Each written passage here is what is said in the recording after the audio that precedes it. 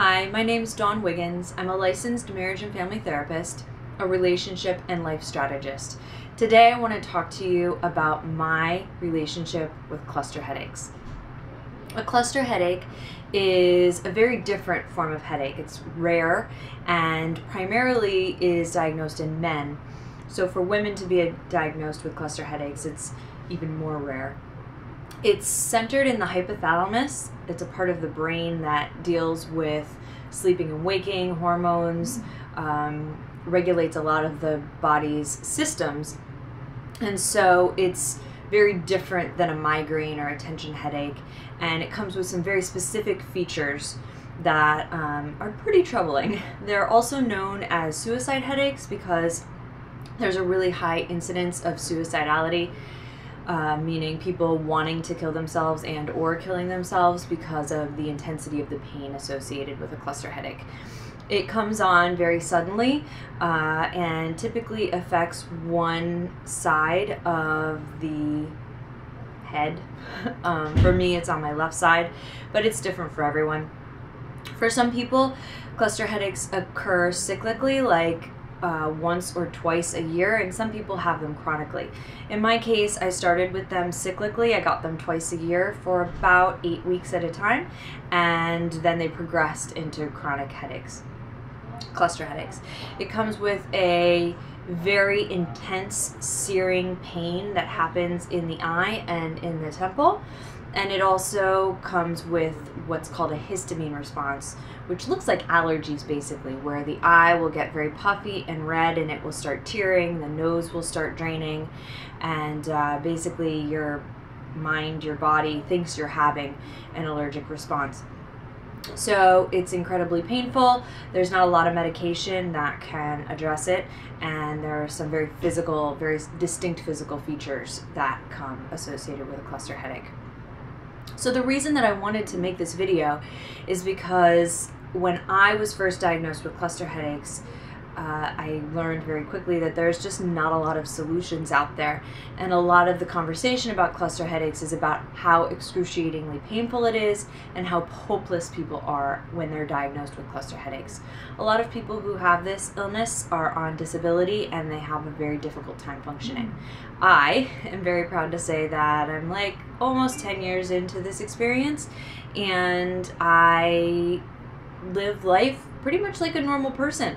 I'm not on disability. I run my own business. I'm a mom, which means that I went through pregnancy and postpartum with my baby, and I'm okay. And I live a very full life. You know, I travel, I do things, I am normal.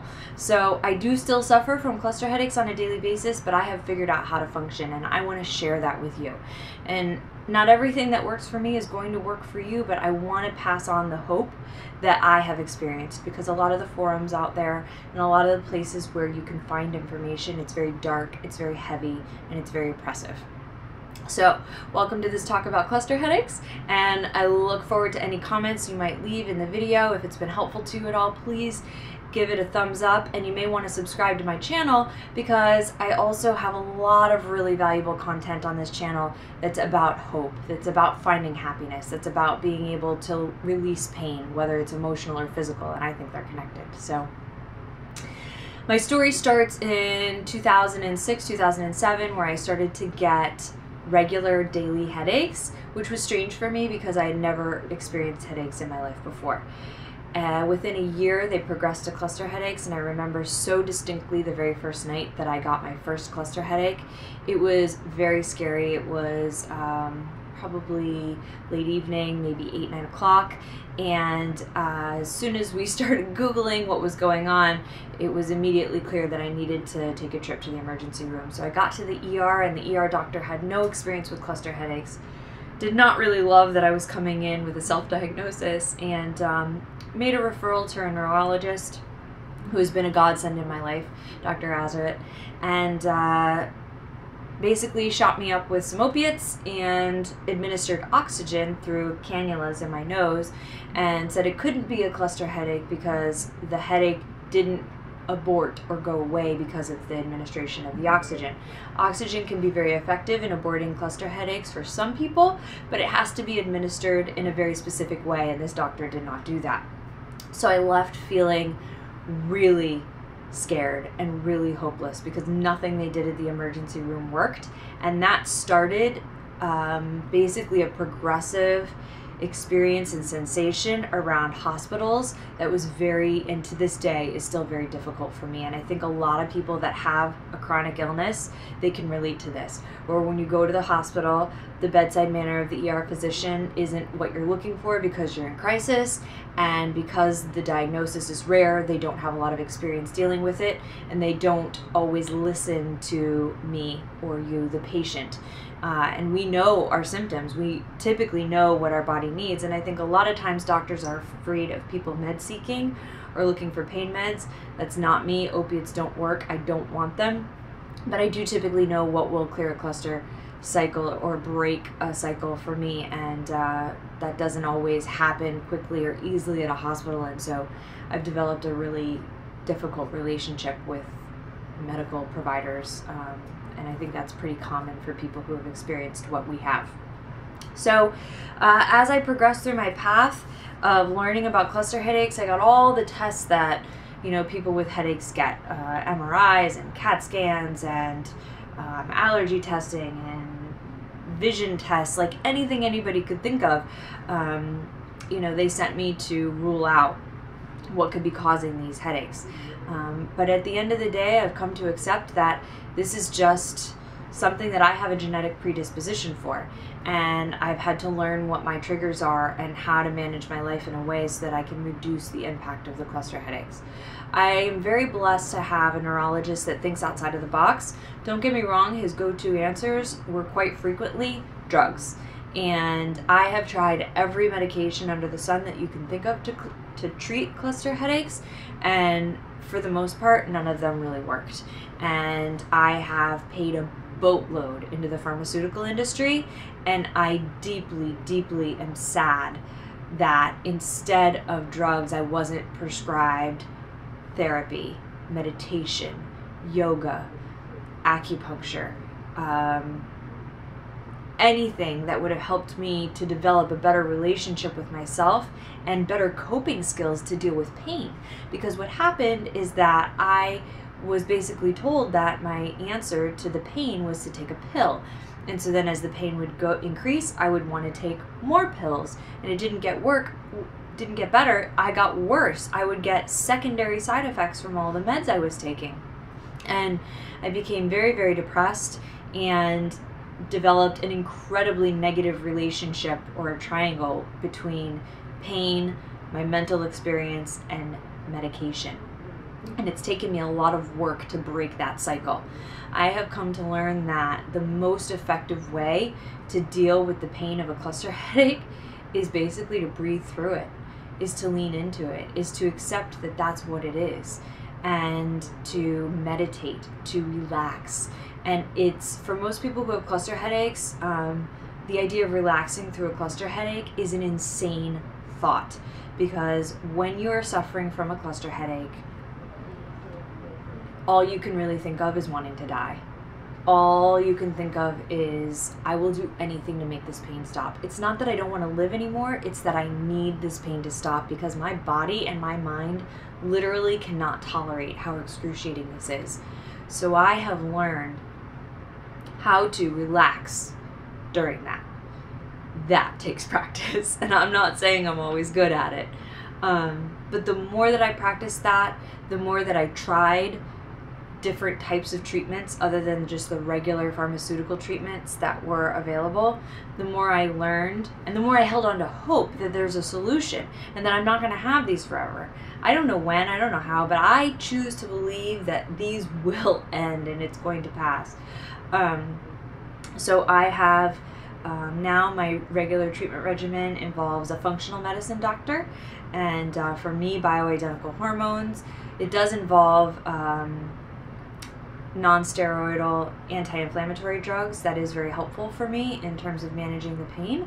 And I choose to eat very healthfully, and I choose to practice a lot of yoga and meditation.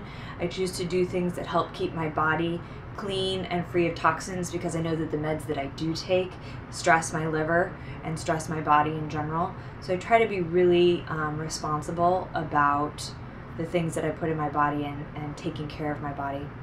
One of the biggest things that I learned in really coping with having this rare illness is how to manage stress.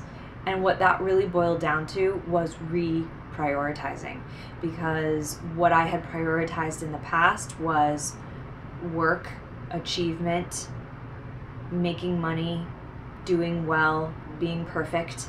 And what I had to come to terms with was that that had to all become second, third, fourth, fifth down on the list compared to my health and well-being and my relationships with the people in my life. And that was a rough adjustment, to let go of my idea of what needed to happen and embrace what actually was happening. Since then, I've started my own business where I get to make my own hours. I can call out sick to the boss and she says, go for it because you need it. But that took a lot of work and a lot of faith to say, okay, I can do something. I can create a life where I can take care of myself. I can manage my hours. I can manage my time. I can take care of my body. And I can earn the same exact living and be even more impactful than I was in the career track that I was in at the time. So I want you to know that the woman that stands before you today does not look like the woman who was diagnosed with cluster headaches almost a decade ago. Back then, I was worn down, I was depressed, I was angry that I had cluster headaches. I felt like nobody could understand me, and I really made a habit of trying to convince people of how bad it was. And anytime somebody said, oh, you get migraines, I would get so angry because they didn't understand that, no, this is nothing like migraines. Today, I hardly talk about cluster headaches. I don't make social media posts about them. When people ask how I'm doing, I always say, I'm fine, let's not talk about it because I don't want to reinforce negativity. And it just came to me that I have a platform now to share the hope about having cluster headaches, and that's why I'm making this video.